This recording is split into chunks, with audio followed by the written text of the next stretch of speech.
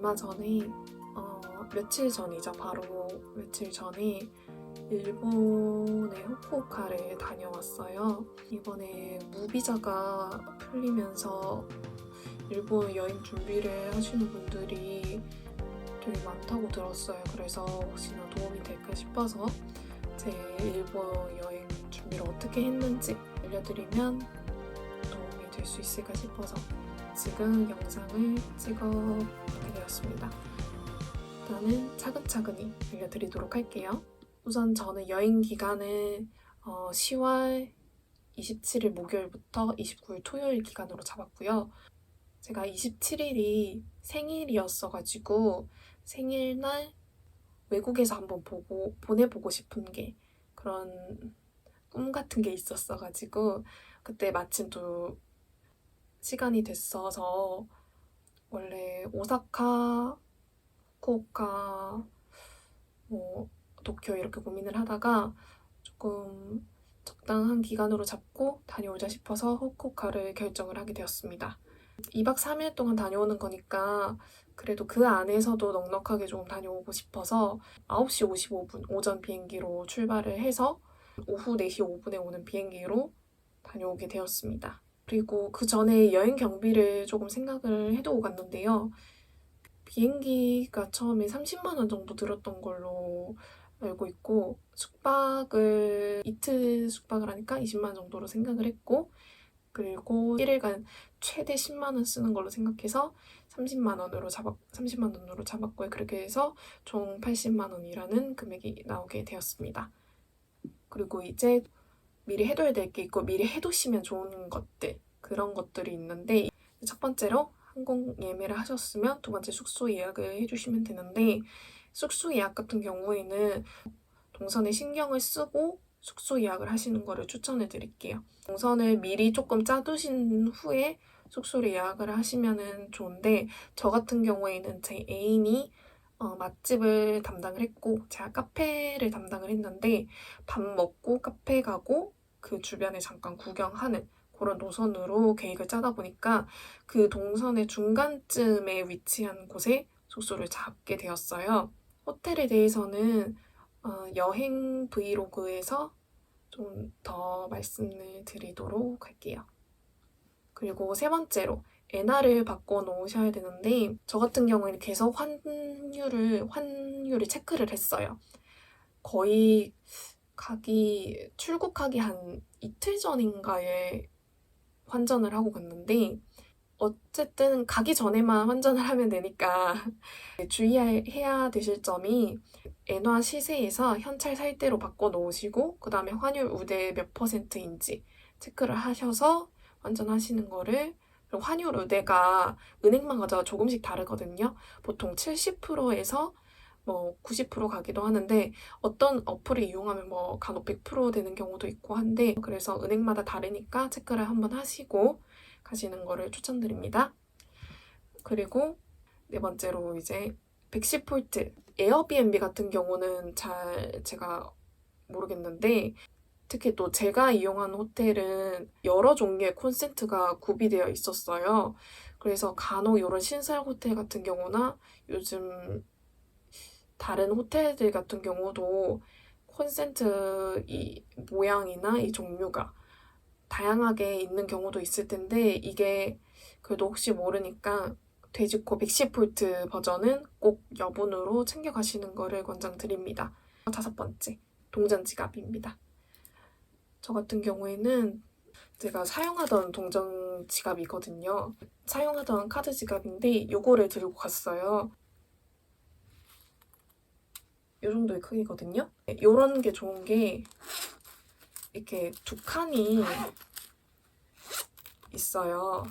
일본은 동전이 많이 나오잖아요. 그래서 지폐나 영수증 같은 거 넣어두고 지금 보일지 모르겠는데 이렇게 동전들을 챙겼습니다. 여섯 번째로 이제 여행시 들고 다닐 보조 가방이죠. 어떤 가방을 챙겨갈까 하다가 조금 넉넉한 걸로 챙겨가자 또 싶어서 쿠팡 배송으로 좀 급하게 주문을 했는데 이런 식으로 이런 식으로 좀 넉넉하게 가지고 다닐 수 있게 가방 자크가 좀 잠글 수 있는 걸로 요거랑 요렇게 두 가지를 챙겨갔거든요. 어깨에만 매는 숄더백은 좀 불편할 수도 있어서 크로스백으로도 가능하고 뭐 숄더로도 가능한 그런 걸로도 챙겼습니다. 그래서 이것도 조금 사이즈가 넉넉한 편입니다. 그리고 7번째로 이거는 꼭 미리 해두셔야 되는 거예요. 7번째로 접종 완료 증명서나 PCR 검사서가 필요한데요. 백신 3차를 완료하신 분들은 접종 완료 증명서를 준비하시면 되시고 접종이 완료되지 않은 분들은 PCR 검사서 요거 증명서를 준비를 해주시면 됩니다. 이제 PCR 같은 경우는 좀 미리 해두시는 게 좋아요. 출국하기 보통 한 이틀 전쯤에 PCR 검사를 받으시고 준비를 해주시는 게 좋으시고요. 저 같은 경우에는 백신 3차 완료자였기 때문에 그래서 접종 완료 증명서를 준비를 해갔는데 인터넷에 예방접종 도우미를 검색하면은 바로 밑에 작게 예방접종 증명서 신청 버튼이 같이 떠요. 제가 요거 밑에 더보기나 댓글에 남겨둘 수 있으면 주소 남겨놓을게요. 그래서 꼭 하셔야 되실 게 국문이 아니라 영문으로 꼭 준비를 해두셔야 돼요. 그래서 전 2부 정도 챙겼고요. 그리고 혹시 몰라서 요거 파일을 다운받아뒀는데 저는 다행히 쓸 일은 없었습니다. 8번째로 요거 교통 패스인데요. 교통 패스 같은 경우는 버스를 많이 타시는 분들께는 추천을 드려요. 근데 후쿠오카 같은 경우는 웬만한 거리는 도보로 이동이 가능하더라고요. 그래서 버스를 몇 번 안 타실 분들은 그냥 버스를 탈 때마다 계산하시는 거를 추천을 해드릴게요.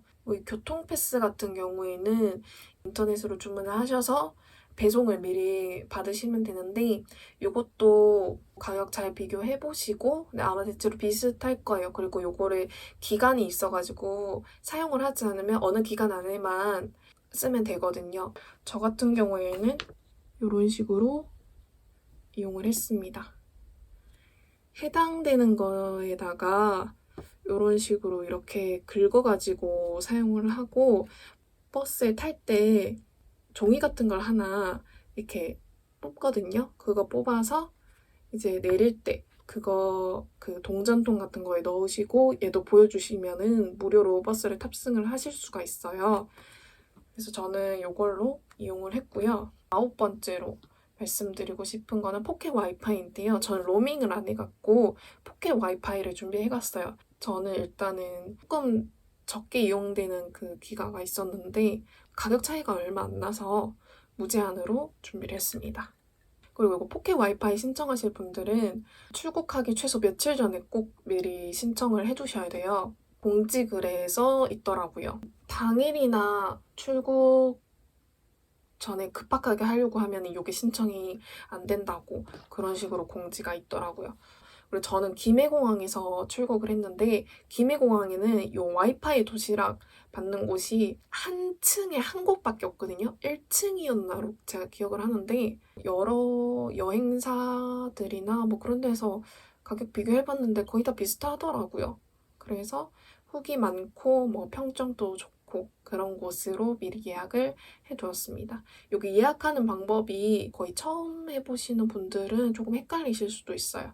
그래서 꼭 예약하는 방법을 홈페이지에서 잘 읽어보시고 예약하시기를 바랍니다. 10번째로 말씀드릴 게 여행자 보험인데요. 제가 코로나 전에 베트남에 갔다 온 적이 있었는데 그땐 제가 이 보험에 대해서 생각을 전혀 못하고 가가지고 보험 신청을 못하고 갔었어요. 사실 이 보험이란 거에 딱히 중요성을 못 느껴서 안일하게 다녀오기도 했고 다행히 이제 별일 없이 돌아오긴 했는데 이번 여행 때도 사실 고민을 조금 했어요. 그런데 이제 부모님께서도 그렇고 아직 코로나도 끝난 거는 아니니까 가입 금액이 생각보다 비싼 편은 아니더라고요. 그래서 가입해두자 싶어서 여행자 보험을 저랑 제 애인 거를 같이 가입을 하고 갔는데 이게 아니다 나들까 애인이 여권을 분실을 한 거예요. 마지막 날에.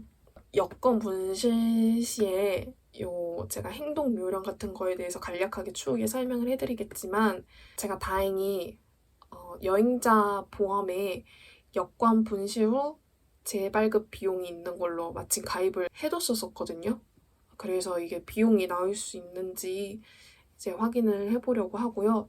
아무튼 그래서 이 영상을 보시는 분들이 꼭 일본이 아니더라도 이제 해외여행 가시려는 분들이 혹시 모르니까 네, 여행자 보험 가입을 해두시는 거를 저는 추천을 조금 드립니다. 일본에 제가 2박 3일 여정이었는데 저는 인당 8천 얼마 정도에 되는 금액으로 가입을 했거든요. 보험사마다 그리고 또 그 안에서도 실속형이나 뭐 표준형, 고급형 이런 식으로 나눠지니까 특약 내용이랑 보장 금액 그런 거 확인해 보시고 결정하시는 것을 권장드릴게요. 이제 11번째입니다. 마이 SOS 어플인데요. 백신 3차 접종 완료자이든 아니면 PCR 검사자이든 간에 이 어플 준비해 두시면은 입국 수속을 빠르게 마칠 수 있어요.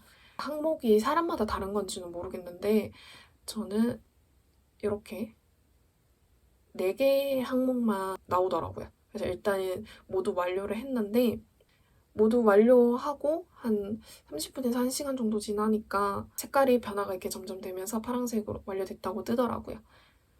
그리고 제가 따로 하는 방법을 첨부를 하지는 못했는데 여러 블로그들 같은 데 절차가 되게 자세하게 나와 있어요. 저도 그거 보고 따라해서 한 건데 절차가 되게 자세하게 하는 방법이 나와 있으니까 참고를 하셔서 준비를 해주시면 되실 것 같아요. 비행기에서 내리면은 안내원 분들이 패켓 같은 거를 들고 파란색이신 분들은 어느 쪽으로 이렇게 막 가라고 해주세요. 그러면은 그냥 그쪽으로 슉슉 가면 되더라고요. 그래서 빠르게 저는 마칠 수 있었고요. 그리고 이거랑 또 빨리 할 수 있는 게 또 12번째로 비짓 재팬 웹이라고 이게 11월 며칠부터 마이 SOS랑 이게 통합이 된다고 하는데 그 전에 가실 분들은 참고를 해두시면 좋을 것 같습니다. 비짓 재팬 웹은 총 2가지의 QR코드가 나와요. 이 2가지가 비행기에서 작성하는 2가지가 있는데 그거를 미리 해두시는 거거든요.